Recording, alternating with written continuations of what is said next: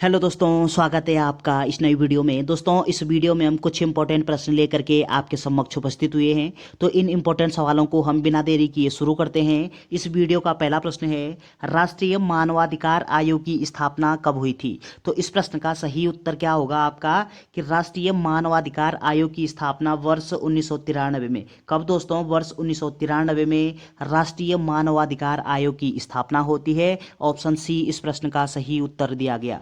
अगला प्रश्न है, पंचायतों से संबंधित अनुसूची है। तो पंचायतों से संबंधित अनुसूची कौन सी होगी? आपका राइट आंसर है अनुसूची 11। इसमें पंचायतों का उल्लेख किया गया है। और ये आप जानते हैं दोस्तों कि हमारे मूल संविधान में अनुसूचियों की संख्या 8 थी, किंतु वर्तमान समय में अनुसूचियों की संख्या 12 हो चुकी है और 11वीं अनुसूची में पंचायतों का वर्णन किया गया है। ऑप्शन सी इस प्रश्न का सही उत्तर होगा। और अगला प्रश्न है, संघ लोक सेवा आयोग के सदस्यों की संख्या निर्धारित कौन करता है?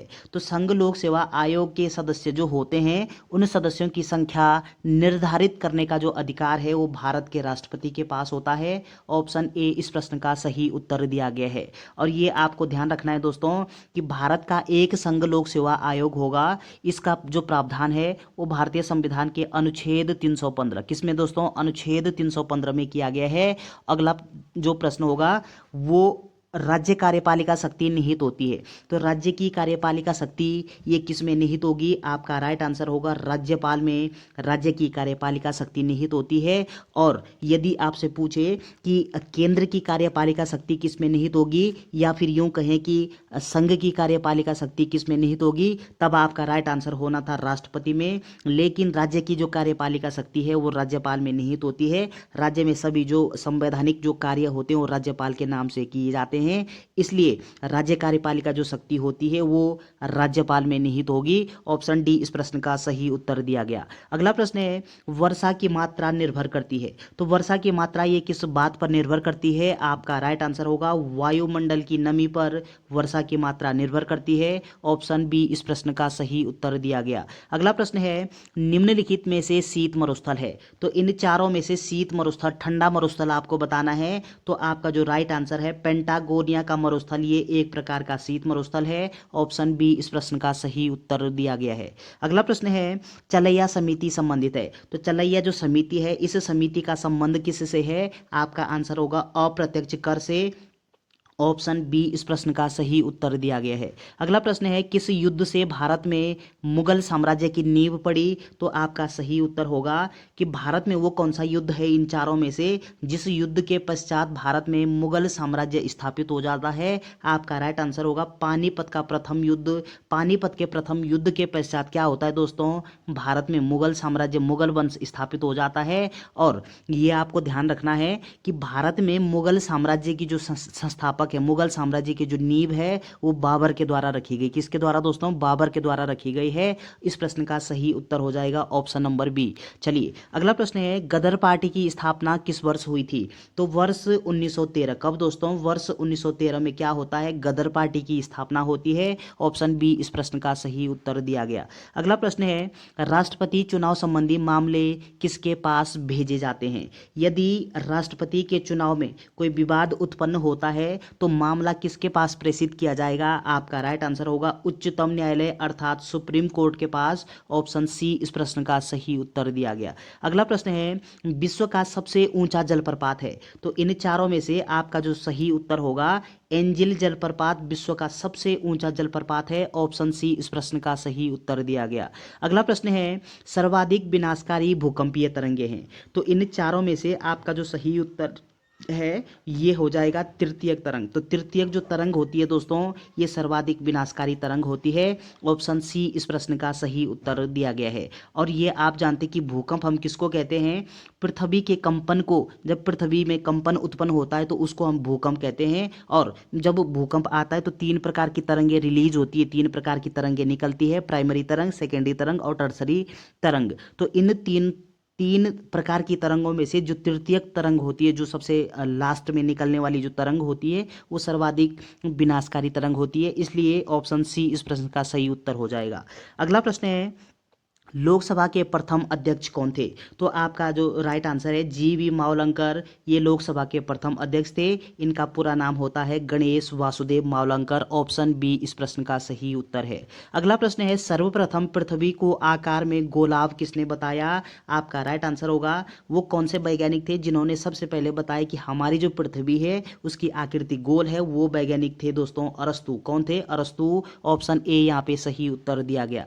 अगला प्रश्न है महात्मा गांधी ने भारत में अपना पहला जन भाषण कहाँ दिया था? तो ये इंपॉर्टेंट प्रश्न है आपके लिए। आपका राइट आंसर होगा महात्मा गांधी के द्वारा भारत में अपना पहला जो जन भाषण है वो वाराणसी में दिया गया था दोस्तों। कहाँ पे? वाराणसी में। ऑप्शन डी इस प्रश्न का सही उत्तर दिया गया है। अगला प्रश्न है आज़ादी के समय कांग्रेस के अध्यक्ष कौन थे? तो ये इंपॉर्टेंट सवाल है आपके लिए। आपका राइट आंसर होगा हमारा प्यारा देश भारत 15 अगस्त 1947 को आज़ाद होता है, जबकि हमारा जो संविधान है वो बन करके कब तैयार होता है? 26 नवंबर 1949। कब दोस्तों? 26 नवंबर 1949 भारतीय जो संविधान है बन करके तैयार हो जाता है, जबकि लागू 26 जनवरी 1950 को होता है। ये आप सब जानते हैं। लेकिन आज़ादी के समय कांग्रेस के जो अध्यक्ष थे वो जे.बी. कृपलानी। कौन थे? जे.बी. कृपलानी। ऑप्शन सी इस प्रश्न का सही उत्तर दिया गया। अगला प्रश्न है किस अनुच्छेद द्वारा देश में राष्ट्रीय आपात की स्थिति लागू की जाती है? तो ये वेरी इंपॉर्टेंट सवाल हो जाएगा आपके लिए। ये आप जानते हैं दोस्तों कि राष्ट्रीय आपात के संदर्भ में जब हम बात करते हैं तो राष्ट्रीय आपात की जो स्थिति है वो अनुच्छेद 352 कौन सा दोस्तों? अनुच्छेद 352 के तहत क्या होता है? देश में राष्ट्रीय आपात की स्थिति लागू की जाती है। और यदि हम बात करें राष्ट्रपति शासन की, यदि किसी राज्य में राष्ट्रपति शासन किस अनुच्छेद के द्वारा लगाया जा सकता है? तो आपका आंसर होगा अनुच्छेद 356। और जब हम वित्तीय आपात के संदर्भ में बात करते हैं तो आपका आंसर हो जाएगा अनुच्छेद 360। और इम्पोर्टेंट जब आपसे पूछे कि आपात उपबंध का जो प्रावधान है वो भारतीय संविधान के किस भाग में किया गया है? तो भाग 18 आपका राइट आंसर हो जाएगा। अगला प्रश्न है विश्व का सबसे ऊंचा सक्रिय ज्वालामुखी है? तो इन चारों में से सबसे ऊंचा सक्रिय ज्वालामुखी कौन सा होगा विश्व का? आपका आंसर होगा कोटोपैक्सी। कोटोपैक्सी जो सक्रिय ज्वालामुखी है ये किस देश में अवस्थित है दोस्तों? तो इक्वाडोर नामक एक देश है, उस देश में विश्व का सबसे ऊंचा सक्रिय ज्वालामुखी अवस्थित है। ऑप्शन सी इस प्रश्न का सही उत्तर हो जाएगा। अगला प्रश्न है 1932 में पूना समझौता किसके बीच हुआ? तो ये इंपॉर्टेंट सवाल है दोस्तों आपके लिए। 1932 में कब दोस्तों? 1932 में एक समझौता होता है महाराष्ट्र के पुणे में। उस समझौते का नाम पड़ा है पूना समझौता। कब होता है? 1932 में। किसके बीच होता है? तो ये आप जानते हैं दोस्तों कि महात्मा गांधी और डॉक्टर भीमराव अंबेडकर के बीच 1932 में एक समझौता होता है जिसको हम पूना समझौता या पूना पैक्ट के नाम से जानते हैं। ऑप्शन बी इस प्रश्न का सही उत्तर दिया गया। अगला प्रश्न है भारत में वर्तमान मुद्रा प्रणाली का प्रबंध करता है? तो इस प्रश्न का जो सही आंसर है ये हो जाएगा भारतीय रिजर्व बैंक। कौन दोस्तों? भारतीय रिजर्व बैंक, जिसको हम संक्षेप में क्या बोलते हैं? आरबीआई। क्या बोलते हैं दोस्तों? आरबीआई। और ये आप जानते हैं कि आरबीआई की स्थापना कब होती है? 1 अप्रैल 1935। कब दोस्तों? 1 अप्रैल 1935 को आरबीआई की स्थापना होती है। और आरबीआई का मुख्यालय आपको कमेंट बॉक्स में टाइप करना है। अगला प्रश्न है भारत की कितनी प्रतिशत आबादी कृषि कार्यों में संलग्न है? तो ये इंपॉर्टेंट प्रश्न है। भारत की 48% जो आबादी है दोस्तों वो कृषि कार्यों में संलग्न है, कृषि कार्य करते हैं। कितने परसेंट? 48%। ऑप्शन ए इस प्रश्न का सही उत्तर दिया गया है। अगला प्रश्न है भारत की प्रथम खनिज नीति कब घोषित हुई? तो भारत की जो पहली खनिज नीति है, इस खनिज नीति की जो घोषणा है वर्ष 1951। कब दोस्तों? वर्ष 1951 में होती है। ऑप्शन सी इस प्रश्न का सही उत्तर दिया गया। अगला प्रश्न है पहली औद्योगिक क्रांति किस देश में हुई थी? प्रथम जो औद्योगिक क्रांति है वो किस देश में होती है? आपका राइट आंसर है ग्रेट ब्रिटेन में। किसमें दोस्तों? ग्रेट ब्रिटेन नामक देश में पहली औद्योगिक क्रांति ये होती है। ऑप्शन डी इस प्रश्न का सही उत्तर दिया गया।